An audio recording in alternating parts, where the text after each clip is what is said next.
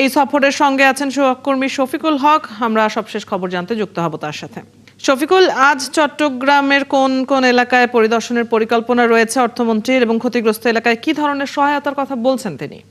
সকাল থেকেই অর্থমন্ত্রী আমির খসরু মাহমুদ চৌধুরী তার যে নিজ সংসদীয় আসন চট্টগ্রামে, সেই সংসদীয় আসন তো তিনি ঘুরেছেনই, পাশাপাশি তিনি আশপাশের যেই এলাকাগুলো রয়েছে তারও অনেকগুলো এলাকায় পরিদর্শন করেছেন। একটু আগে তিনি বাঁশখালী উপজেলায় বন্যা দুর্গত যারা এখানে বানভাসী যারা রয়েছেন তাদের এখানে ত্রাণ বিতরণ করেছেন এবং এখান থেকে সবশেষ আরেকটি স্পট তিনি এখানে পরিদর্শন করবেন। সেখানে গিয়ে তিনি বানভাসীদের যে ত্রাণ বিতরণ কার্যক্রম সেই কার্যক্রমে অংশ নেবেন এবং এর মধ্য দিয়ে আজকের সকাল থেকে তার যেই ত্রাণ বিতরণের যে কর্মসূচি সেই কর্মসূচিটি শেষ হতে যাচ্ছে। সবকিছু মিলিয়ে বলা যায় তিনি সেই সকাল থেকে আমরা যেটি দেখেছি যে শুধু বানভাসীদের ত্রাণ সহায়তাই করেননি এবং যারা ক্ষতিগ্রস্ত যারা হয়েছেন তাদের সঙ্গে কথা বলেছেন, তাদের আসলে কি কি ধরনের ক্ষয়ক্ষতি হয়েছেন সেসব বিষয়ে তাদের কাছ থেকে জানার চেষ্টা করেছেন এবং আশ্বাস দিয়েছেন, যেটি সকাল থেকেই তিনি একটি কথা বলেছেন যে যেই ক্ষতিগ্রস্ত যারা বানবাসীদের আসলে চিন্তার কোনো কারণ নেই, কারণ এই বানবাসীদের পুনর্বাসনের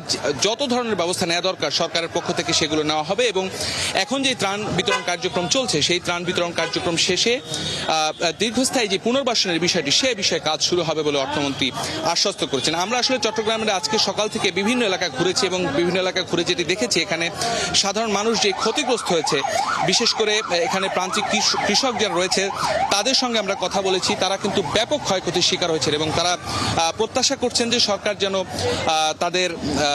তাদের দিকে মুখ ফিরে তাকায় এবং তারা যে ক্ষতিগ্রস্ত হচ্ছে সে বিষয়ে যেন সরকার পদক্ষেপ নেয়, এমনটি তারা প্রত্যাশা করেছেন। তো আজকের মতো এই অর্থমন্ত্রী যে ত্রাণ বিতরণের যে কার্যক্রম সেটি হয়তো এর পরবর্তীতে আরেকটি স্পট রয়েছে, সেটির মধ্যে দিয়ে আজকের মতো এই কার্যক্রম শেষ হচ্ছে এবং তিনি ঢাকার উদ্দেশ্যে চট্টগ্রাম থেকে রওনা হবেন সন্ধ্যার পরে।